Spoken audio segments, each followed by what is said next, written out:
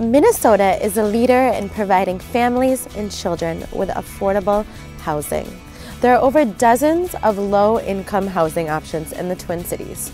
We introduce you to a couple admirable organizations that have helped change so many lives in our community. I'm Brenda Kamal. Our Issues Twin Cities starts now.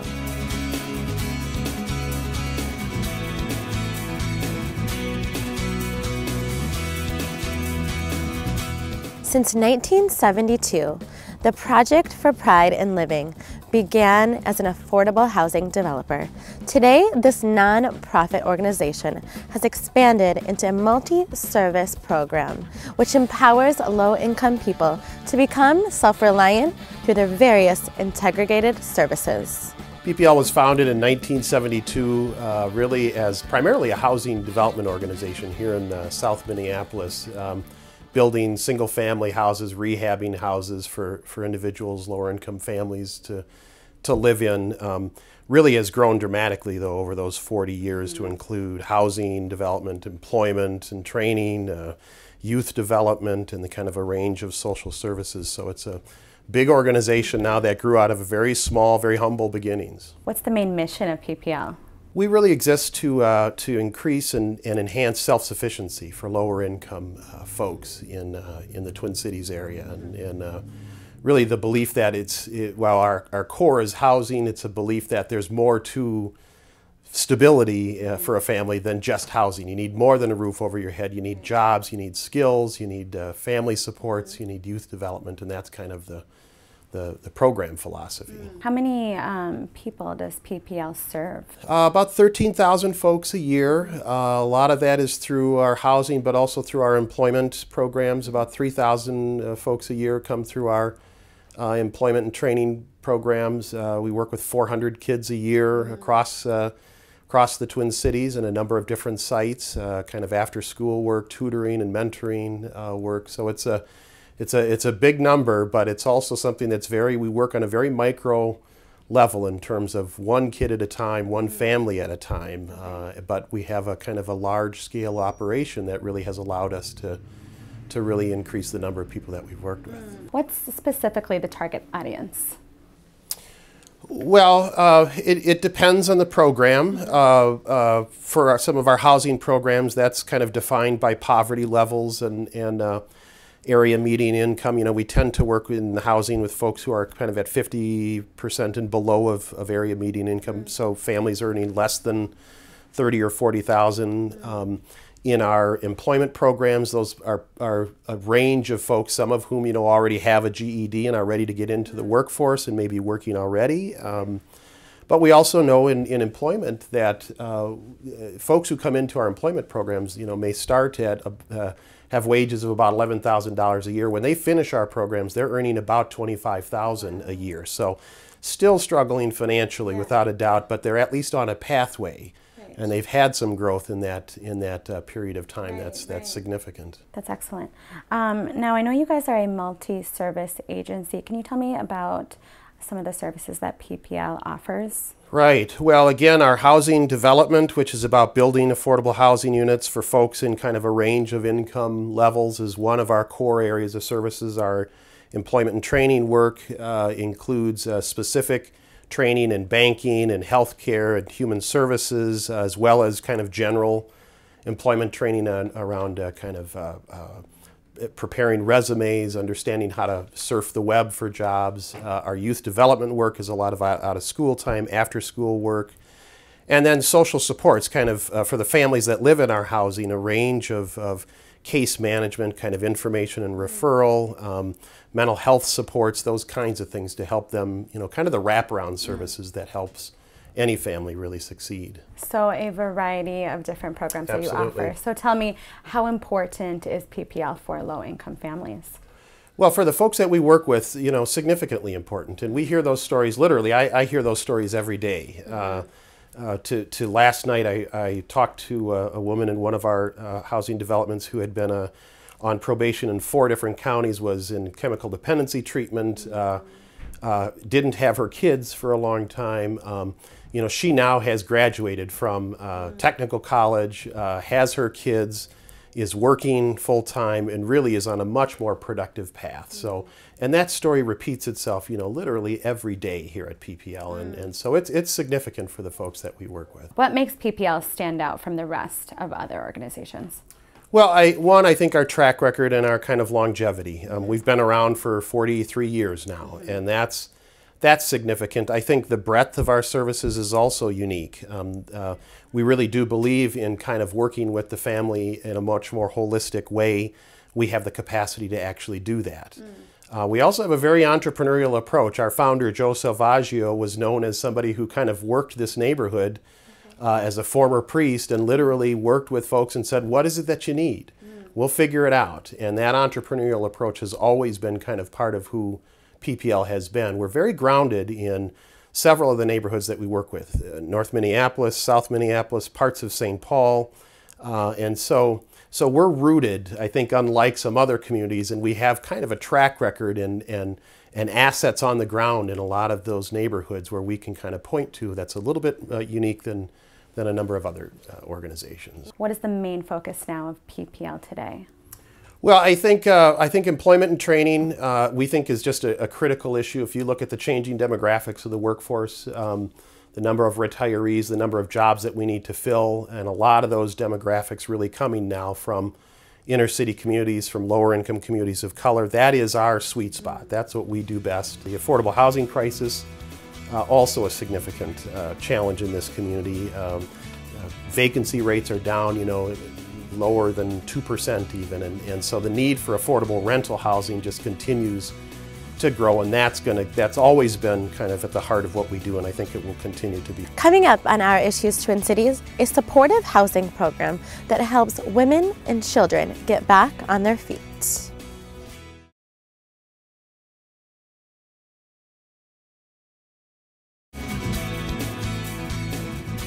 Created almost 4 decades ago, the award-winning multi-service program Perspectives was designed to help women and children move out of cycles of despair into hope. Perspectives began now almost 4 decades ago, and when it first started, it was very different than what it is today.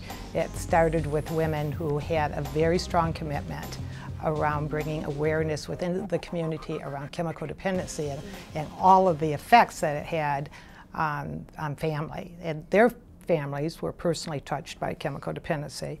So they were eager to bring more visibility to the disease so that people would understand, because there was so much stigma on it that many years ago.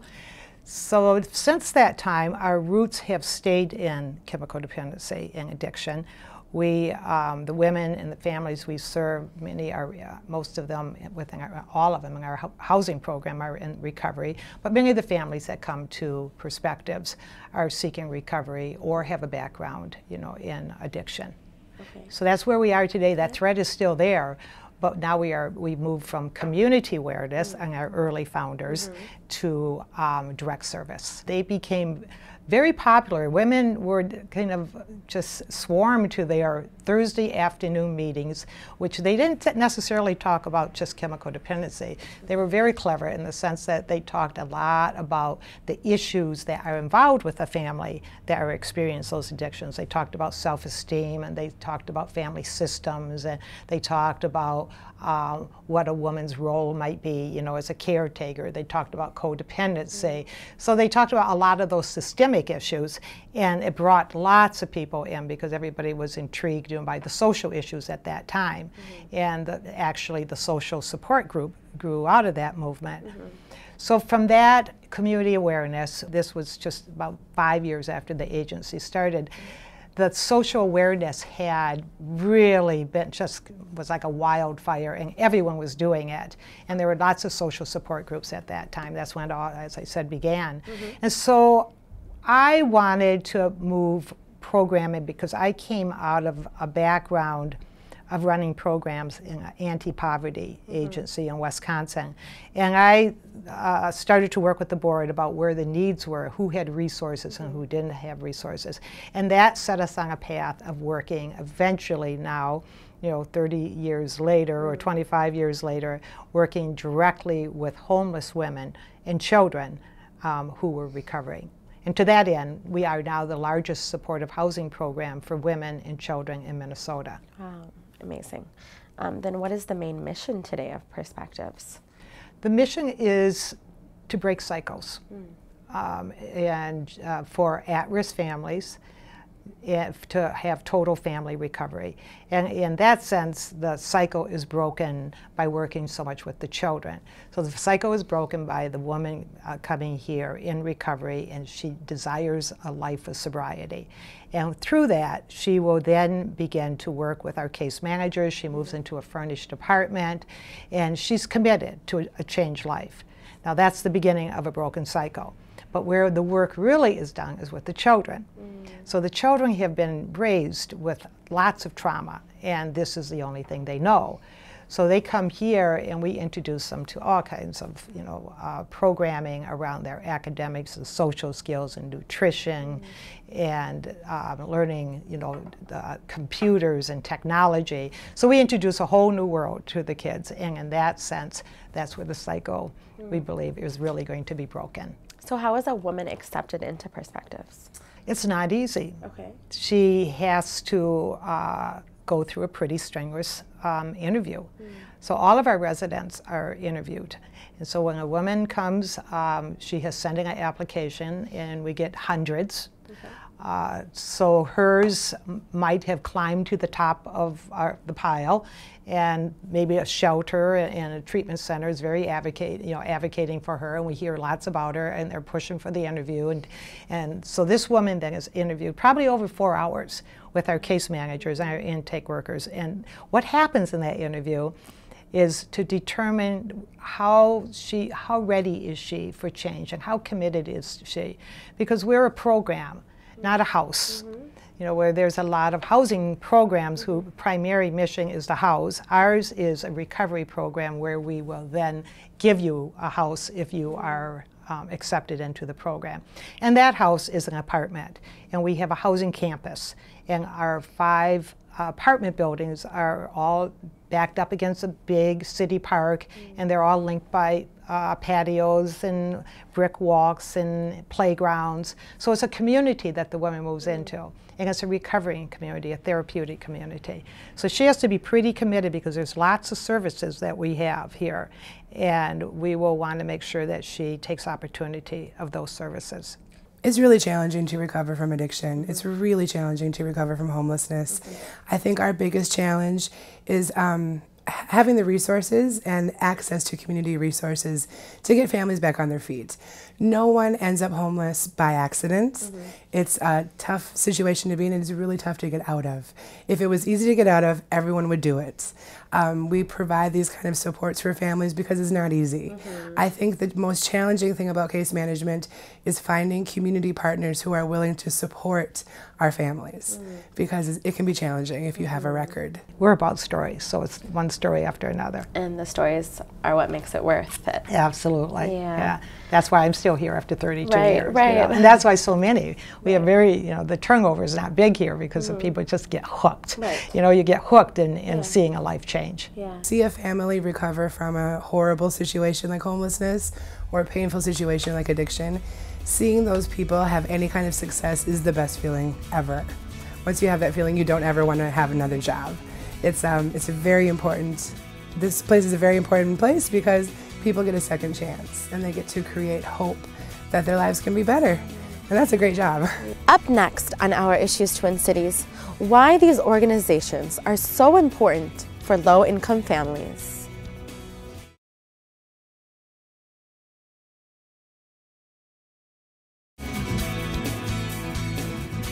Serving thousands of men, women, children, and families, organizations such as the Project for Pride in Living and Perspectives have helped so many people turn their lives around. I left Chicago 12 years ago to get away from the addiction, but I didn't get help, and I brought the addiction with me. It progressed from me smoking marijuana to 2 years ago, I ended up smoking crack cocaine. I was 37 when I had my son. I just would look at him and say, I gotta give him a chance. It's not fair to him. And I love him. I didn't want him to be taken away from me, so I knew I had to do the right thing. I just got tired, and that's the thing about people with addictive behaviors. You know, you have to get tired, and you kind of have to hit your rock bottom. And for me, that's what happened to me 2 years ago. Well, I walked into this apartment that was fully furnished.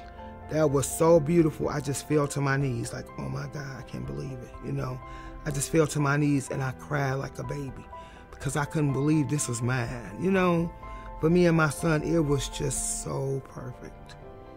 The people here are so supportive. I mean, I got a gang of people that work for me, just for me, you know, and I try to utilize everybody.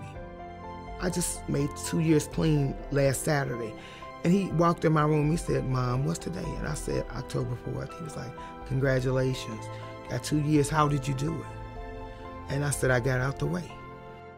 I would never, ever be where I am right now if it wasn't for perspectives. I had to be a parent at a young age, so, you know, it was hard. It was stressful, you know, so kind of lead me off to, you know, drugs. I smoked all during my pregnancy, you know, always going out every weekend to the clubs, you know, and just living the wild life. A year later, Child Protection got involved. They wasn't trying to give me my kids back because I didn't have a safe environment for my kids to go to.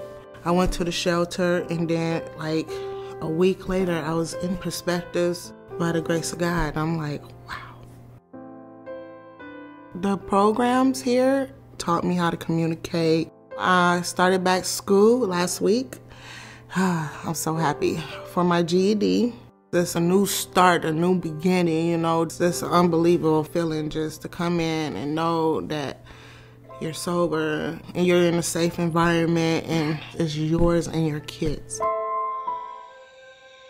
I think I started drinking, and my girlfriend and I, we must have been 14 years old, and we'd pitch a tent in our backyard, and we would sneak our parents' liquor and fill it up with water, and started drinking like that. And then eventually I started smoking weed, which progressed into a daily habit. And then I started smoking meth and taking Adderall, and it helped me concentrate in school and helped with my ADHD. So I felt more focused when I was using drugs, and continued to use through probably the age of 21, and picked it up at a different rate. I just started going with it, and that became all that I did with my life, was using. When I was 23, I became pregnant with Jaden, and I continued to use. Using led to selling, yes, and selling led to more using. I went to jail and came out on conditional release. My son was at this point living with my father. It was a brief thing. There was no open CPS case until I had gone to jail again because I couldn't stay sober. And my son was taken away from me by the county, and I couldn't stay sober to stay out of jail for the life of me, and I knew that I needed help. I needed to get into treatment now, not next week, not on Monday, like right now. Before coming to Perspectives, I was a mess. I guess I was trying my hardest to get to where we needed to be, but I didn't have the tools or know the tools or the resources to get anywhere, and I felt stuck. It was so important to me that Perspectives had services for Jaden as well. I mean, Jaden couldn't come home with me until we had a place to live. When I first walked in here, it was so early in the morning, and it was amazing. Everything we needed was here, and I'd been walking around with bins of stuff forever that traveled with Jaden's and mine's clothes, and in and out of different places for a long time. And when I came here, I realized that this is what manageability looks like. It was clean, and there's beds, and it was perfect. The most beneficial program that Perspective has offered me would be having a case manager on site, having support if I have any questions, having people that I can reach out to and can get answers for me if they don't already have the answers, the support of a community of people going through or in similar situations that I'm in. I would love to give my son a house and a backyard for him to play in. Right now I'm working as hard as I can to get us there and to open up spots for other families who need to be where we're at. I don't know how long it's going to take us to get there, but I know I'm going to keep working towards it till we get there. For them to be able to move forward and take opportunity and get back in school, get a job, stay sober, get their children stabilized, and to be able to get their credit rating up enough to buy a house is a great success. But 78% of the women who come here after 18 months and 2 years will move back into permanent housing. So we have great success in that. So there's just story, they become nurses, they become counselors. One woman spoke that I met recently who is a CD counselor now. So they tend to go in the helping professions. Okay. Of course, I'm always looking, and we always hope too that they're the trades that they will go into so that there's livable wages. We don't want our women just working in maybe a fast food place and just making a minimum wage and working 30 hours a week without benefits. We want them to be able to get into actual career. And that's where we push, and that's where many of our women will end up. So just, success stories. If you would like more information on any of these organizations, please visit them online. Thank you for joining me this week on Our Issues Twin Cities. I'm Rena Kamal. See you next time.